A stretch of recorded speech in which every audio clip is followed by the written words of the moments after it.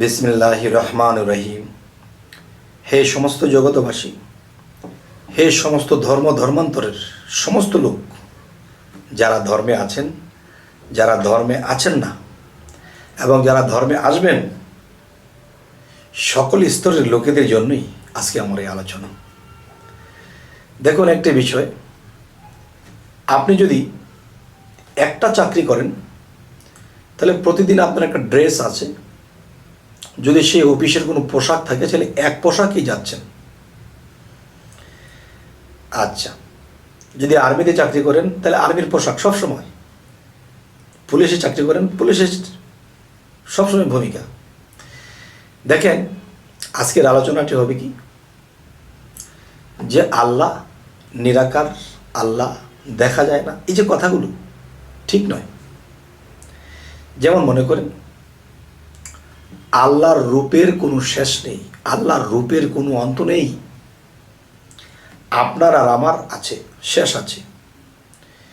যেমন আপনি ছেলে হন বা মেয়ে হন, আপনি যখন পুলিশে চাকরি করেন তো পুলিশের ডিউটি করতে করতে করতে করতে সারা দিন কাটিয়েছেন, সন্ধ্যায় বা বিকালে বাসায় এসে হতাশ করে পড়েছেন, আর শরীর কুলাচ্ছে না। তো ওখানে পোশাকধারী হয়েছিলেন, কেউ স্যার বলেছে, কেউ পুলিশ অফিসার বলেছে। বাড়িতে যখন ফিরে এসেছেন, বাড়িতে যখন আপনি ফিরে এসেছেন, এখন আপনার ছেলে বলতেছে, বাবা কেমন আছো বাবা, খাবার দাবার খাও। মেয়ে বলতেছে বাবা, এবং তার মা এসে বলে, ছেলে এটা এসেছে, এসো বাবা। এক একজনে এক এক ভূমিকা ডাকতেছে। আচ্ছা, তা আজকের মূলত কথাটা হলো কি, হিন্দু, বৌদ্ধ, খ্রিস্টান, মুসলমান, ইহুদি, নাসারা, সমস্ত ধর্ম, এক এক ধর্মের মধ্যে আল্লাহ এক এক রূপে এক একভাবে আছে। যেমন হিন্দু ধর্মের আরেকটা নাম হলো সনাতন ধর্ম। সনাতন শব্দের অর্থ কি? পুরাতন সত্য। হিন্দু ধর্মের নাম হলো পুরাতন সত্য। তাহলে পুরাতন সত্য যদি হয়ে থাকে, তাহলে পুরাতন তো আছেই, সাথে সত্য আছে, তার মানে ধর্মটা সত্য, এটাই বোঝানো হচ্ছে। তাহলে এখন যে কথাটি বলবো, মুসলমান ধর্মে আল্লাহ আছে কোন রূপে? হিন্দু ধর্মে আল্লাহ ঈশ্বর নামে পরিচিত কোন রূপে? খ্রিস্টান ধর্মে আল্লাহ গড কোন রূপে? তাহলে গড, ঈশ্বর, ভগবান, আল্লাহ, যাই কিছু বলি, তাহলে এক এক জায়গায় এক একটা নাম ধরেছে, এক একটা জায়গায় এক একটা রূপ ধরেছে। এই নাম এবং রূপে তিনি এই বিশ্ব জগৎ পরিচালনা করতেছেন। আমি একটা কথা বলে থাকি, যে মানুষ যখন মুসলমান হয় তখন কালিমা পাঠ না করলে কিন্তু মুসলমান হতে পারবে না। যে এক এক দেশে, এক এক ডিস্ট্রিক্টে, এক এক কান্ট্রিতে এক এক রকম ভাষা, এবং এক এক কান্ট্রিতে যে এক এক নিয়ম কানুন, আলাদা আলাদা ধর্ম। যে কথাটি বলতে চাচ্ছি আজকে, যে লা ইলাহা ইল্লাল্লাহু মুহাম্মাদুর রাসূলুল্লাহ, তার মানে নাই কোনো মাবুদ আল্লাহ ছাড়া, হযরত মুহাম্মদ সাল্লাল্লাহু আলাইহি ওয়াসাল্লাম আল্লাহর প্রেরিত বান্দা ও রাসূল। তাহলে এই কালেমাটা যখন মানুষ পাঠ করে তখন মানুষটি মুসলমান হয়, ইসলাম ধর্মে দাবিত হয়। এই কথাটুকু কেউ যদি স্বীকার করে, বিশ্বাস করে। এবার আসি হিন্দু সম্প্রদায়, হিন্দু বা সনাতন ধর্মে গেলে এই কথাটি কি, লা ইলাহা ইল্লাল্লাহু মুহাম্মাদুর রাসূলুল্লাহ, এই কথাটিকে অন্য একটি ভাষায় বলতেছে। কি বলতেছে? এক ঈশ্বর, দ্বিতীয় নাস্তি, এক মেবাদি, দ্বিতীয়াং ওং বিষ্ণু নারায়ণাং। অর্থ কি? নাই কোনো মাবুদ আল্লাহ ছাড়া। হযরত মুহাম্মদ সাল্লাল্লাহু আলাইহি ওয়াসাল্লাম আল্লাহর প্রেরিত বান্দা ও রাসূল। এখানে কি বলা হচ্ছে? এক ঈশ্বর, দ্বিতীয় নাস্তি, এক মেবাদি, দ্বিতীয়াং ওং বিষ্ণু নারায়ণাং। অর্থাৎ এক ঈশ্বর ছাড়া দ্বিতীয় কোনো ঈশ্বর নাই। সেখানে কি বলেছে? আল্লাহ ব্যতীত কোনো মাবুদ নাই। এক ঈশ্বর ছাড়া দ্বিতীয় কোনো ঈশ্বর নাই। আবার কি বলছে? ঈশ্বরের স্বরূপ ঈশ্বর ভগবান শ্রীকৃষ্ণ। আর এখানে কি বলা হচ্ছে? নাই কোনো মাবুদ আল্লাহ ছাড়া হযরত মুহাম্মদ সাল্লাল্লাহু আলাইহি সাল্লাম আল্লাহর প্রেরিত বান্দা ও রাসূল। এই যে বান্দা ও রাসূল, মুহাম্মদ জন্ম নিয়েছে, আর রাসূল যে একটা পাওয়ার, এটা মুহাম্মদ সাল্লাল্লাহু আলাইহি সাল্লাম কামাই করে নিয়েছেন এই টাইটেলটুকু। আর টাইটেলটুকু যে কামাই করেছে সেটাই হলো রাসূল পাওয়ার, ওয়ালানিওয়াল পাওয়ার। তাহলে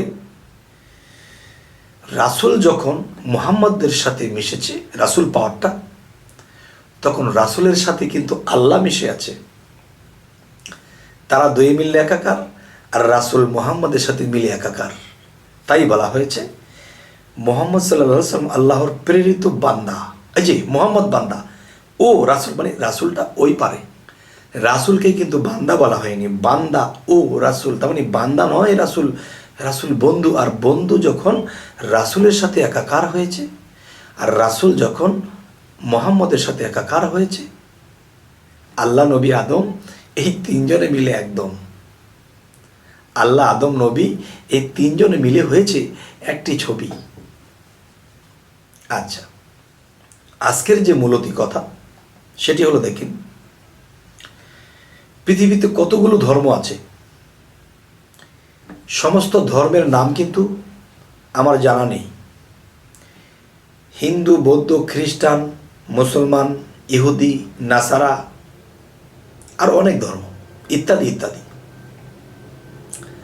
তাহলে হযরত মুসা আলাইহিস সালাম যখন ছিলেন, তখন আল্লাহ মুসা আলাইহিস সালামের কাছে কোন রূপে ছিলেন? ঈসা আলাইহিস সালাম যখন ছিলেন, তখন ঈসা আলাইহিস সালামের কাছে আল্লাহ কোন রূপে ছিলেন? যখন দাউদ আলাইহিস সালাম ছিল, তখন আল্লাহ সেই ধর্মে কোন রূপে ছিলেন? এবং এই যে হিন্দু ধর্মটা, সনাতন ধর্ম, এটা পুরাতন ধর্ম। আর আমাদের ইসলাম ধর্মের বয়স কত? আমাদের ইসলাম ধর্মের বয়স, যদি ইসলাম ধর্মটা আমাদের হযরত মুহাম্মদ সাল্লাল্লাহু আলাইহি সাল্লাম থেকে এসে থাকে, তাহলে 1450-1500 বৎসর ইসলাম ধর্মের বয়স। আর সনাতন ধর্ম পুরাতন, মানে ওই ধর্মটার বয়স কোটি কোটি বৎসর। যাই হোক, এখানে যাব না, অনেকে মানবে অনেকে মানবে না। শ্রীকৃষ্ণ 5000 বছর আগে এসে গিয়েছিলেন, 14.5 থেকে 1500 বৎসর আগে হযরত মুহাম্মদ সাল্লাল্লাহু আলাইহি সাল্লাম এসে গেছিলেন। তাহলে আজকের যে কথাটি, হযরত মুহাম্মদ সাল্লাল্লাহু আলাইহি সাল্লাম যখন এই ধরাধামে ছিলেন, নবুয়ত হিসেবে ছিলেন, তখন আল্লাহ তার কাছে কোন রূপে ছিলেন? তাহলে আল্লাহ কিন্তু সূরা বাকারার প্রথমে বলেছে, যারা নিরাকারকে বিশ্বাস করে তারাই মুত্তাকিন, মুমিন। তাহলে নিরাকার, এই অর্থ কিন্তু এটা নয় যে আল্লাহর আকার নেই। নিরাকার, নির একটি ভাষা যদি পানি হয়, তো পানির আকার কি? পানি যখন ফ্রিজে রাখা হয় তখন বরফ হয়ে যায়, তখন বরফের আকার হয়। যখন এই পানিটাকে একটা পুতুলের ভিতরে রাখা হয়, আর পুতুলটা যখন ফ্রিজে রাখা হয়, তখন সেই পুতুলের খোসাটা সরালে সেই বরফটা কিন্তু পুতুলের মতো হয়। তাহলে আল্লাহ নিরাকার হয়ে যখন আদমের ভিতরে প্রবেশ করে তখন কার আকার হয়? যাই হোক, হে সমস্ত জগতবাসী, প্রত্যেকটা ধর্মের নবীর মধ্যে আল্লাহ সেই নবীর ভিতরে বা সেই নবী তো আদম রূপেই ছিল, সেই নবীর ভিতরে যখন আল্লাহ প্রবেশ করেছেন তাহলে কার রূপ ধারণ করেছেন? মুহাম্মদ সাল্লাল্লাহু আলাইহি সাল্লামের মধ্যে যখন আল্লাহ নিরাকার হয়ে প্রবেশ করেছেন তখন কার রূপে ছিলেন? মুসা আলাইহিস সালাম যখন ছিলেন তখন তার মধ্যে যদি আল্লাহ প্রবেশ করে থাকেন নিরাকার হয়ে, তখন তার ভিতরে গিয়ে কোন আকার ধরেছেন? মুসা আলাইহিস সালাম একটা খোসা, এই খোসার ভিতরে ঢুকেছে নিরাকার, তখন কিন্তু সেই আকার। যাই হোক, আমি কিন্তু বলেছিলাম যে মুসা আলাইহিস সালামের ধর্মের মধ্যে যখন আল্লাহ পরিচালনা করেছে, সেই মুসার ভিতরে ঢুকেছে। মুসার পোশাক, চরিত্র, কথা, জ্ঞান এক ছিল না। মুহাম্মদ সাল্লাল্লাহু আলাইহি সাল্লামের সাথে মিল ছিল না। ঈসা আলাইহিস সালামের সাথে দাউদ আলাইহিস সালামের মিল ছিল না। আমি এর আগের পর্বে ছেড়েছি, হযরত মুহাম্মদ সাল্লাল্লাহু আলাইহি সাল্লাম এই নামাজটা এনেছে 52 বছরে আল্লাহর সাথে মেরাজ করে। নামাজ এনেছে 5 ওয়াক্ত, এরপরে পড়েছে। এই 52 বছর আগে তিনি কি করেছে? এর আগে তিনি নিজেকে পবিত্র করা হয়েছে। নিজেকে পবিত্র না করা পর্যন্ত যদি একটা মানুষ নামাজ পড়ে, তার নামাজ কখনোই হবে না। তবে হে সমস্ত জগতবাসী, আজকের যে আলোচনাটি আমি করতে চাচ্ছি, যে কোন ধর্মে আল্লাহ, কোন নবীর মাধ্যমে আল্লাহ কোন রূপে ছিল, এটি কি আপনাদের বোঝা হলো? যদি বুঝে থাকেন আলহামদুলিল্লাহ, যদি না বুঝে থাকেন আমাকে কমেন্ট করবেন, আমি আরেকটু ক্লিয়ার করব। তবে এর থেকে আর কি ক্লিয়ার করব?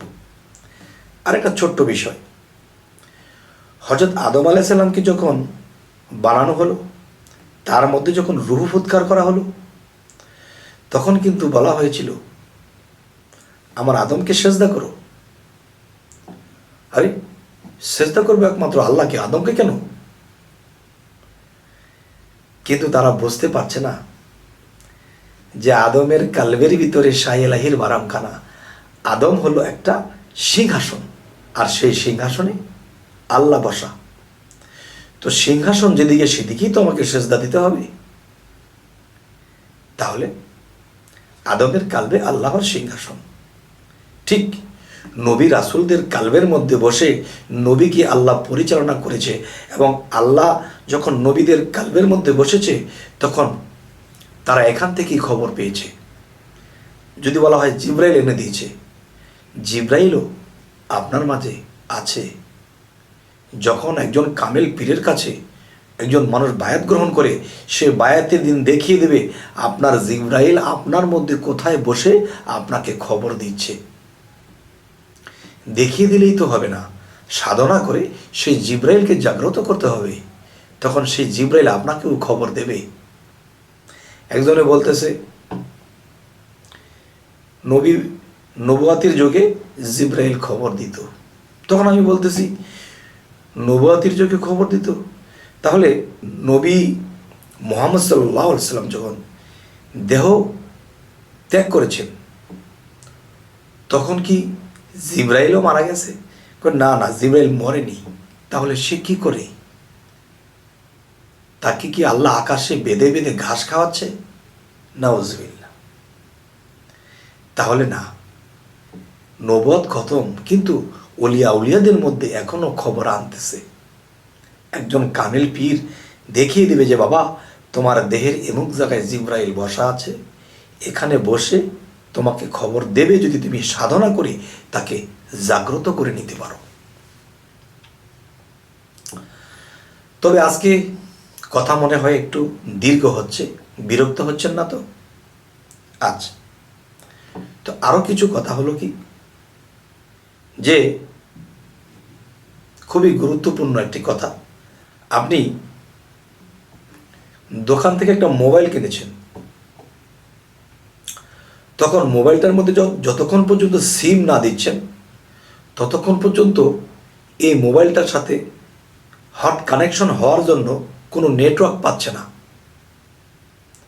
ঠিক একটা মানুষ যদি এই পৃথিবীতে বায়াত গ্রহণ না করে, তাহলে সেই নেটওয়ার্কের সাথে তার সংযোগ থাকে না। তার মানে সেই সিমটাই তার মধ্যে নাই। যেদিন একজন মানুষ বায়াত গ্রহণ করলো, সেদিন সে মোবাইলে সিম বলল। কিন্তু দেখেন, সিম ভরার আগে কিন্তু মোবাইলটা চালু হয়েছে এবং কত ফাংশন দেখা যাচ্ছে, কিন্তু সে ফোন যাচ্ছে না। তার মানে এর সাথে কোনো হট কানেকশন নেই। আর যেদিন একজন কামেল মুর্শিদের হাতে হাত দিয়ে বায়াত হবে, সেদিন থেকে আপনার সিম ভরা হবে। আর সেদিন থেকে আপনি আস্তে আস্তে সাধনা করতে করতে এই সিমটা বিভিন্ন নাম্বার আসবে, বিভিন্ন কিছু যোগাযোগ হবে, আস্তে আস্তে আপনি শিখে যাবেন, পরে আপনি খবরাখবর পাবেন। খুব ভালো লাগতেছে আজকে কথাগুলো বলতে। তবু সকল স্তরের লোক কি এই কথাগুলো নেবে? তবে যাই হোক, আজকে এই কথাগুলোর মূলে কি? আল্লাহ কোন ধর্মে কোন রূপে ছিলেন, এভাবে ছিলেন। এবার আসি বেলায়েতের যুগে। এই বেলায়েতের যুগে আল্লাহ ওলিয়া উলিয়াদের মধ্যে যারা নিজেকে পবিত্র করেছে, তাদের মধ্যে তাদের কালবে বসে বসে তখন ভক্তদেরকে পরিচালনা করে দিয়ে চলে যায় আবার আসে, চলে যায় আবার আসে। তবে বোঝা গেল ওলিয়া উলিয়াদের মধ্যেও কিন্তু রূপ আছে। নীরের মতো আসে। নীর যখন বরফ হয় তখন একটা আকার ধরে। ঠিক সেই বনি আদম ওলিয়া উলিয়া হয়েছে, নিজেকে পবিত্র করেছে, সেখানে গিয়ে তার রূপে পরিচালনা করে যায়। যেমন বড় পীর সাহেব, তাকে দাওয়াত করেছিল 60 জন ভক্ত, 60 জনের দাওয়াত নিয়েছে। তাহলে বড় পীর 60 জন হয়ে 60 জন ভক্তের বাড়িতে গিয়ে ইফতারি করে এসেছে একই সময়ে। বলতে চাই, মাটির দেহ তো একটা, তাহলে ভাত মাছ কিংবা ইফতার করতে গেলে পেঁয়াজি ফুলুরি কত কিছু খেয়েছে, তো মাটির। তাহলে মাটির দেহ তো একটা ছিল, তাহলে ওই ইফতার খেয়েছে কিভাবে জানেন? আমি একটু বলবো। তখন ভক্ত দেখতেছে আমার বড় পীর খাইতেছে, তিনি দেখতেছে আমার বড় পীর খাইতেছে, কিন্তু সে দেখতেছে বড় পীর খাইতেছে, কিন্তু ভক্তের মুখে যাইতেছে,